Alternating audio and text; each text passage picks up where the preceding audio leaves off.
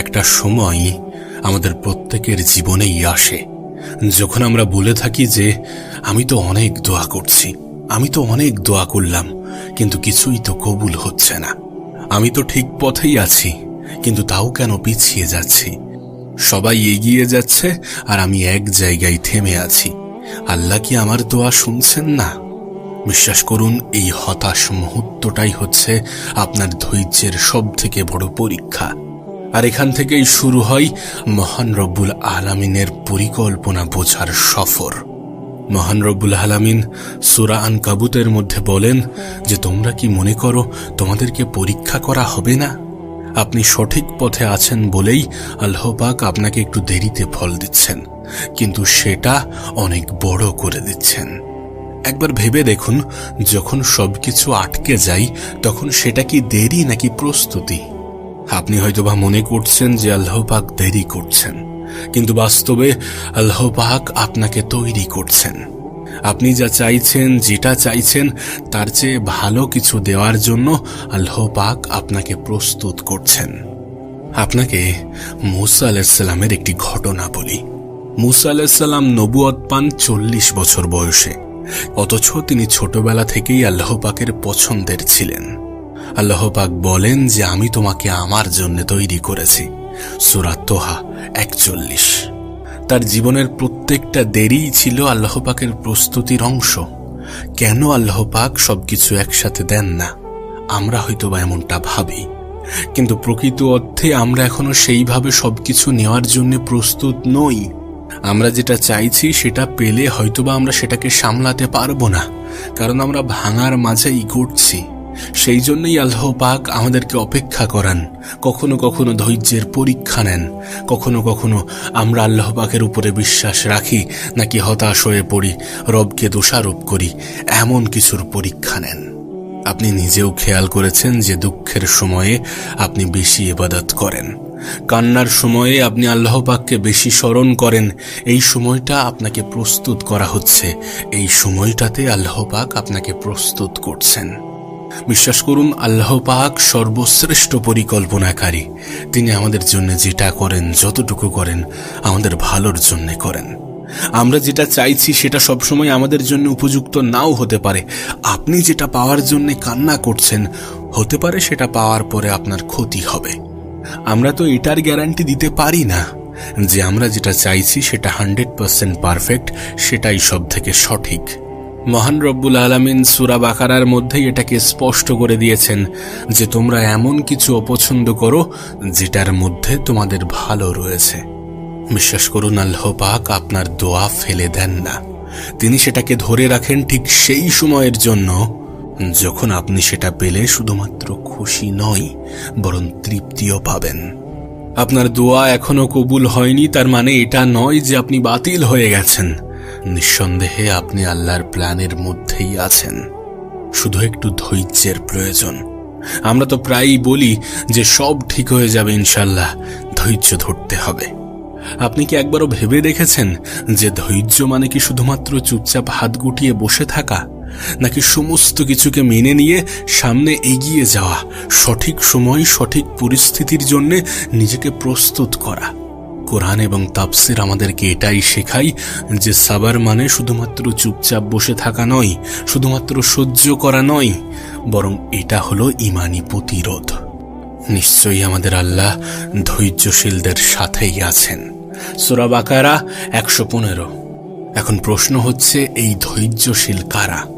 তারা কিভাবে থাকে, কিভাবে আল্লাহ পাকের স্বাদ পায়? এখন কোরআনের দৃষ্টিতে ধৈর্য বা সবর বলতে বোঝায় আত্মাকে পাপ থেকে মুক্ত রাখা।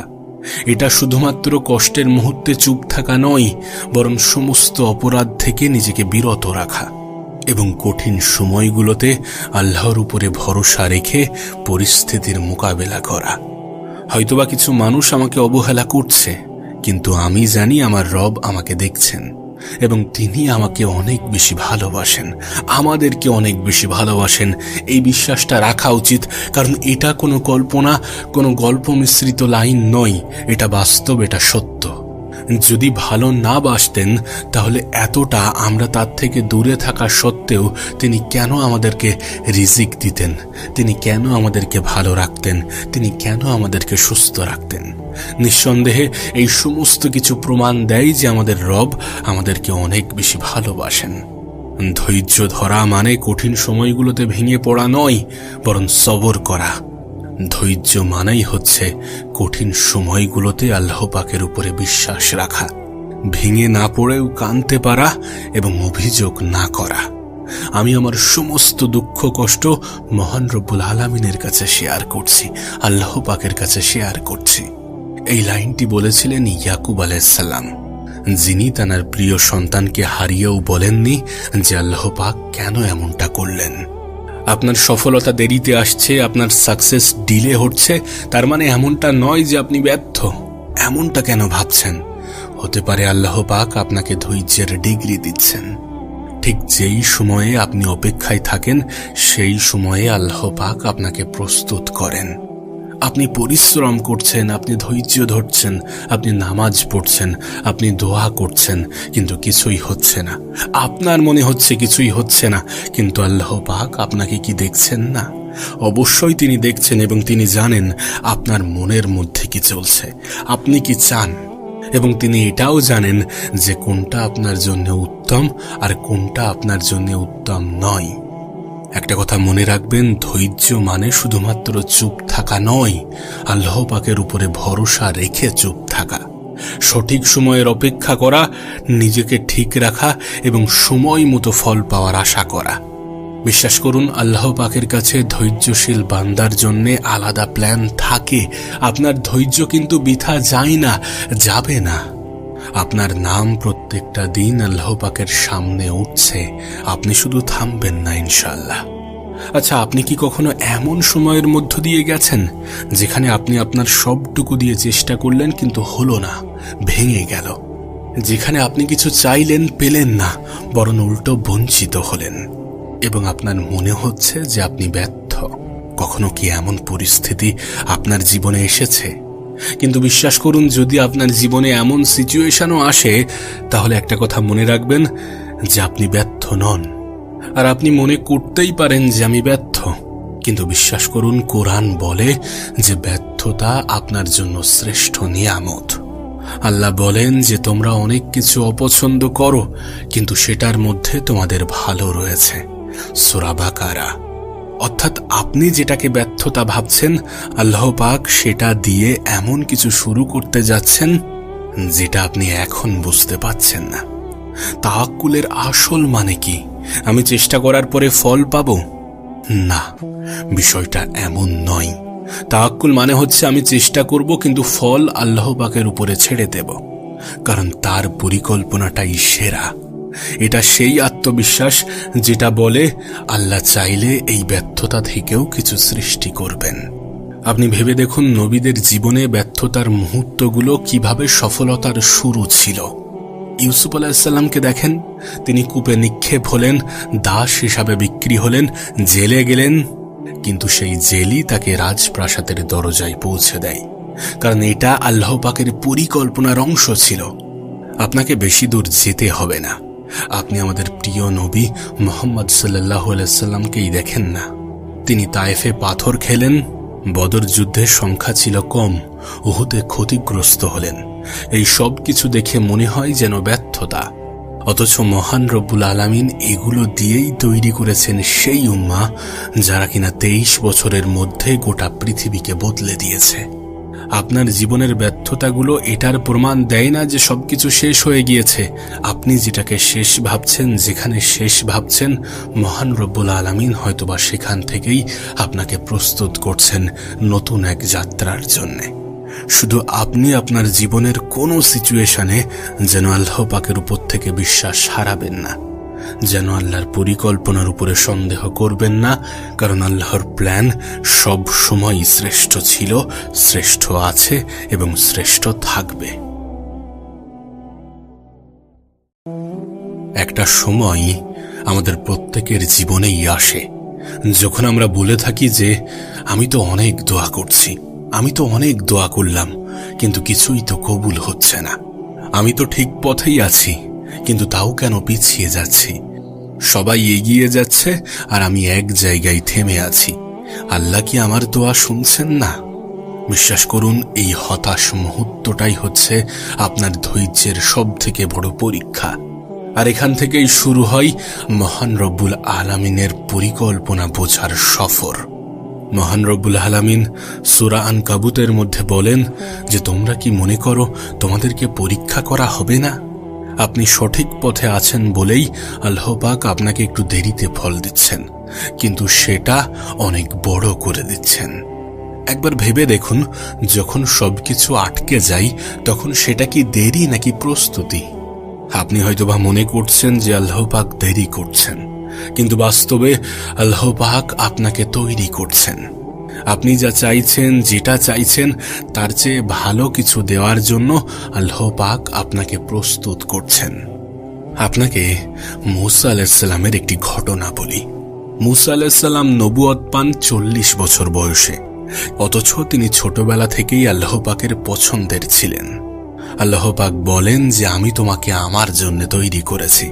সূরা তোহা 41। তার জীবনের প্রত্যেকটা দেরি ছিল আল্লাহ পাকের প্রস্তুতির অংশ। কেন আল্লাহ পাক সবকিছু একসাথে দেন না? আমরা হয়তোবা এমনটা ভাবি, কিন্তু প্রকৃত অর্থে আমরা এখনো সেইভাবে সবকিছু নেওয়ার জন্য প্রস্তুত নই।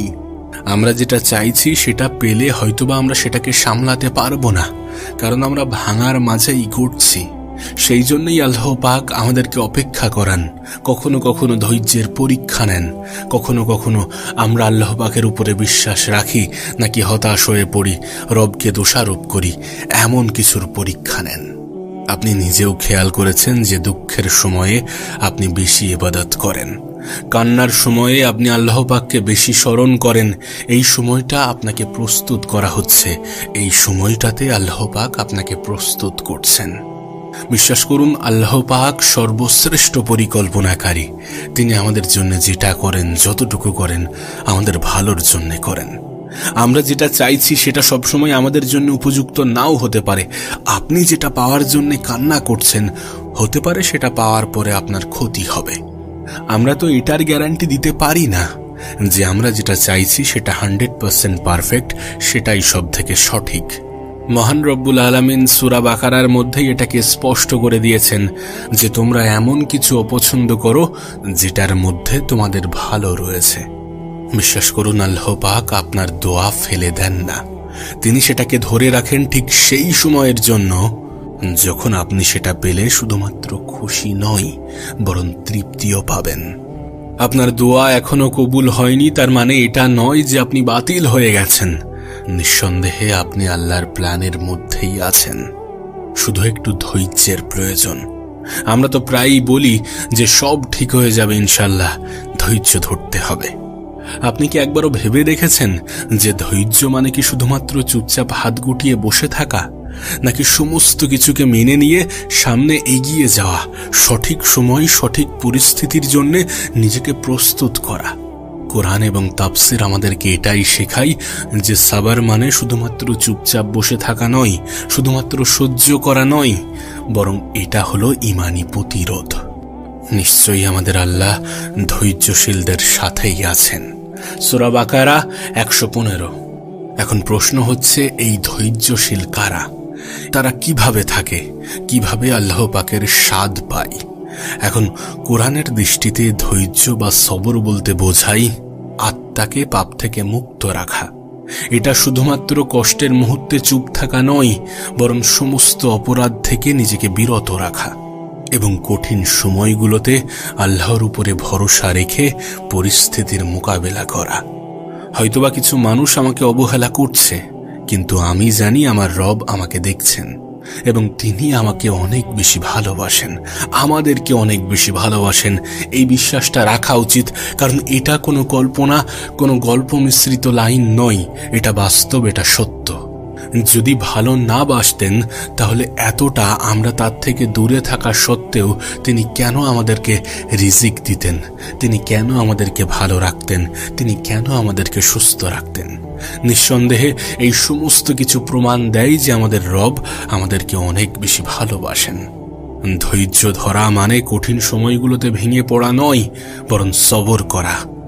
ধৈর্য মানেই হচ্ছে কঠিন সময়গুলোতে আল্লাহ পাকের উপরে বিশ্বাস রাখা, ভেঙে না পড়েও কাঁদতে পারা এবং অভিযোগ না করা। আমি আমার সমস্ত দুঃখ কষ্ট মহান রব্বুল আলামিনের কাছে শেয়ার করছি, আল্লাহ পাকের কাছে শেয়ার করছি। এই লাইনটি বলেছিলেন ইয়াকুব আলাইহিস সালাম, যিনি তার প্রিয় সন্তানকে হারিয়েও বলেননি যে আল্লাহ পাক কেন এমনটা করলেন। আপনার সফলতা দেরিতে আসছে, আপনার সাকসেস ডিলে হচ্ছে, তার মানে এমনটা নয় যে আপনি ব্যর্থ। এমনটা কেন ভাবছেন? হতে পারে আল্লাহ পাক আপনাকে ধৈর্যের ডিগ্রি দিচ্ছেন। ঠিক যেই সময়ে আপনি অপেক্ষায় থাকেন, সেই সময়ে আল্লাহ পাক আপনাকে প্রস্তুত করেন। আপনি পরিশ্রম করছেন, আপনি ধৈর্য ধরছেন, আপনি নামাজ পড়ছেন, আপনি দোয়া করছেন, কিন্তু কিছুই হচ্ছে না। আপনার মনে হচ্ছে কিছুই হচ্ছে না, কিন্তু আল্লাহ পাক আপনাকে কি দেখছেন না? অবশ্যই তিনি দেখছেন এবং তিনি জানেন আপনার মনের মধ্যে কি চলছে, আপনি কি চান। এবং তিনি এটাও জানেন যে কোনটা আপনার জন্য উত্তম আর কোনটা আপনার জন্য উত্তম নয়। একটা কথা মনে রাখবেন, ধৈর্য মানে শুধুমাত্র চুপ থাকা নয়, আল্লাহ পাকের উপরে ভরসা রেখে চুপ থাকা, সঠিক সময়ের অপেক্ষা করা, নিজেকে ঠিক রাখা এবং সময় মতো ফল পাওয়ার আশা করা। বিশ্বাস করুন, আল্লাহ পাকের কাছে ধৈর্যশীল বান্দার জন্য আলাদা প্ল্যান থাকে। আপনার ধৈর্য কিন্তু বৃথা যায় না, যাবে না। আপনার নাম প্রত্যেকটা দিন আল্লাহ পাকের সামনে উঠছে, আপনি শুধু থামবেন না ইনশাআল্লাহ। আচ্ছা, আপনি কি কখনো এমন সময়ের মধ্য দিয়ে গেছেন যেখানে আপনি আপনার সবটুকু দিয়ে চেষ্টা করলেন কিন্তু হলো না, ভেঙে গেল? যেখানে আপনি কিছু চাইলেন, পেলেন না, বরং উল্টো বঞ্চিত হলেন এবং আপনার মনে হচ্ছে যে আপনি ব্যর্থ? কখনো কি এমন পরিস্থিতি আপনার জীবনে এসেছে? কিন্তু বিশ্বাস করুন, যদি আপনার জীবনে এমন সিচুয়েশনও আসে, তাহলে একটা কথা মনে রাখবেন যে আপনি ব্যর্থ নন। আর আপনি মনে করতেই পারেন যে আমি ব্যর্থ, কিন্তু বিশ্বাস করুন, কোরআন বলে যে ব্যর্থতা আপনার জন্য শ্রেষ্ঠ নিয়ামত। আল্লাহ বলেন যে তোমরা অনেক কিছু অপছন্দ করো, কিন্তু সেটার মধ্যে তোমাদের ভালো রয়েছে। সূরা বাকারা। অর্থাৎ আপনি যেটাকে ব্যর্থতা ভাবছেন, আল্লাহ পাক সেটা দিয়ে এমন কিছু শুরু করতে যাচ্ছেন যেটা আপনি এখন বুঝতে পাচ্ছেন না। তাওয়াক্কুলের আসল মানে কি? আমি চেষ্টা করার পরে ফল পাবো? না, বিষয়টা এমন নয়। তাওয়াক্কুল মানে হচ্ছে আমি চেষ্টা করব, কিন্তু ফল আল্লাহ পাকের উপরে ছেড়ে দেব, কারণ তার পরিকল্পনাটাই সেরা। এটা সেই আত্মবিশ্বাস যেটা বলে আল্লাহ চাইলে এই ব্যর্থতা থেকেও কিছু সৃষ্টি করবেন। আপনি ভেবে দেখুন, নবীদের জীবনে ব্যর্থতার মুহূর্তগুলো কিভাবে সফলতার শুরু ছিল। ইউসুফ আলাইহিস সালামকে দেখেন, তিনি কূপে নিক্ষেপ হলেন, দাস হিসাবে বিক্রি হলেন, জেলে গেলেন, কিন্তু সেই জেলই তাকে রাজপ্রাসাদের দরজায় পৌঁছে দেয়, কারণ এটা আল্লাহ পাকের পরিকল্পনার অংশ ছিল। আপনাকে বেশি দূর যেতে হবে না, আপনি আমাদের প্রিয় নবী মুহাম্মদ সাল্লাল্লাহু আলাইহি সাল্লামকেই দেখেন না। তিনি তায়েফে পাথর খেলেন, বদর যুদ্ধের সংখ্যা ছিল কম, উহুদে ক্ষতিগ্রস্ত হলেন। এই সব কিছু দেখে মনে হয় যেন ব্যর্থতা, অথচ মহান রব্বুল আলামিন এগুলো দিয়েই তৈরি করেছেন সেই উম্মাহ যারা কিনা 23 বছরের মধ্যে গোটা পৃথিবীকে বদলে দিয়েছে। আপনার জীবনের ব্যর্থতাগুলো এটার প্রমাণ দেয় না যে সবকিছু শেষ হয়ে গিয়েছে। আপনি যেটাকে শেষ ভাবছেন, যেখানে শেষ ভাবছেন, মহান রব্বুল আলামিন হয়তোবা সেখান থেকেই আপনাকে প্রস্তুত করছেন নতুন এক যাত্রার জন্যে। শুধু আপনি আপনার জীবনের কোনো সিচুয়েশনে যেন আল্লাহ পাকের উপর থেকে বিশ্বাস হারাবেন না, যেন আল্লাহর পরিকল্পনার উপরে সন্দেহ করবেন না, কারণ আল্লাহর প্ল্যান সব সময়ই শ্রেষ্ঠ ছিল, শ্রেষ্ঠ আছে এবং শ্রেষ্ঠ থাকবে।